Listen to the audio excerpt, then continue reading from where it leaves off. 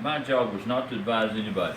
I was over there to do one thing, topography, make the air maps for the B-52 runs coming out of Guam.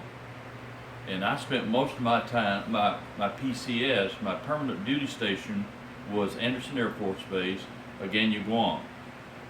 But I didn't spend any time there. I spent most of my time in Cambodia, Laos, Vietnam, different places like that. But I was there about 100 days when Kennedy was assassinated. We had never fought a war like Vietnam, where they were hidden. We fought in the jungle, and we never fought a war like that before. Johnson, McNamara, all those guys in Washington, D.C. didn't have a clue of what to do.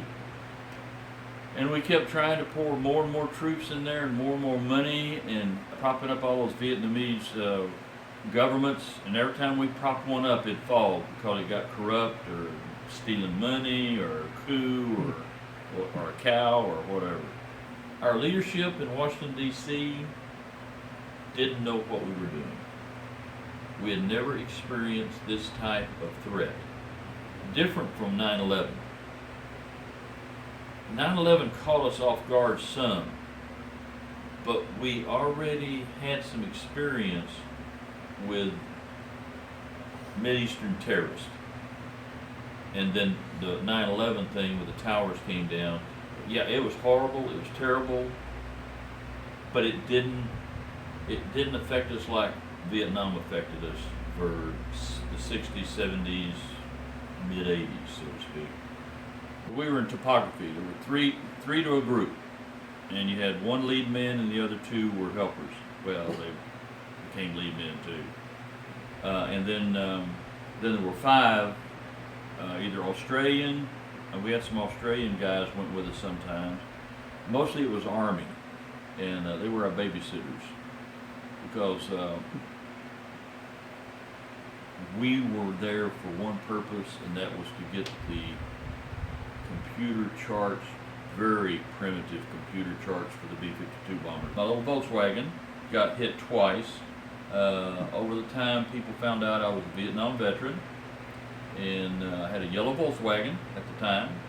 Came out one day, and the Volkswagen, they poured 2 gallons of red paint on it, blood, and taken about 100 heads off of little plastic dolls and glued them to the outside part of the Volkswagen and wrote baby murderer. We didn't come back like they do from Afghanistan, Pakistan, Iraq, those kind. We came back one or two at a time. On the back and everything. Yeah.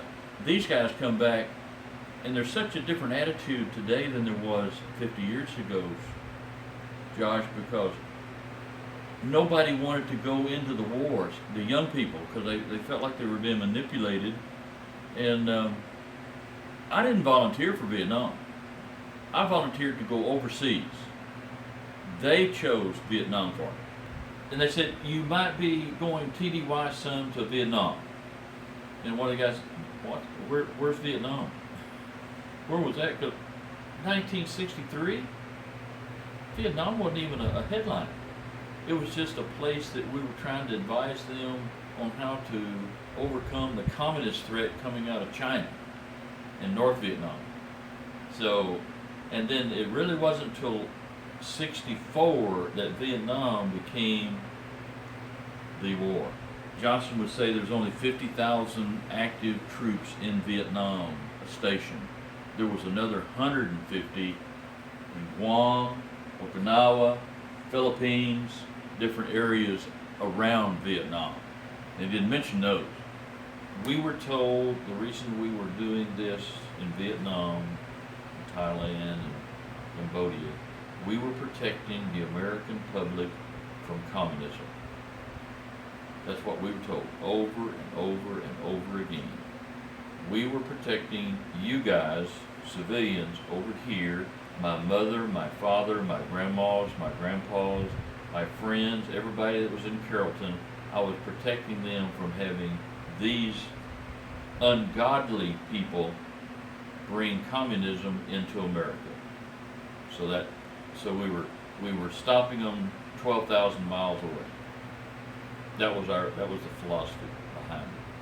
We won nearly every battle we went into. The Army, those guys, the Marine, they were good. There were a few little skirmishes they lost, but we didn't win the war because they gave it away in Washington, D.C. They lost the war. Not us, not the soldiers. The politicians did. Because everybody wanted the war to disappear. Go, leave. Because nobody wanted to be participating as a advocate of the Vietnam War. We fought for the good of our country, for the protection, for all that our country stands for, and we have nothing to be ashamed for.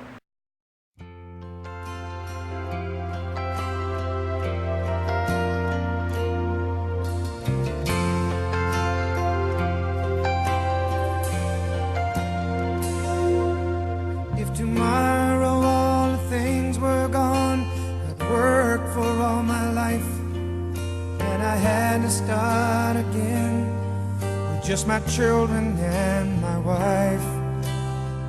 Thank my lucky stars to be living here today, 'cause the flag still stands for freedom, and they can't take that away.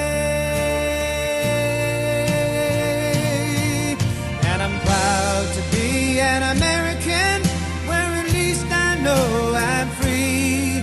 And I won't forget the men who died, who gave that right to me. And I gladly stand up next to you and defend her still today, 'cause there ain't no doubt I love this land.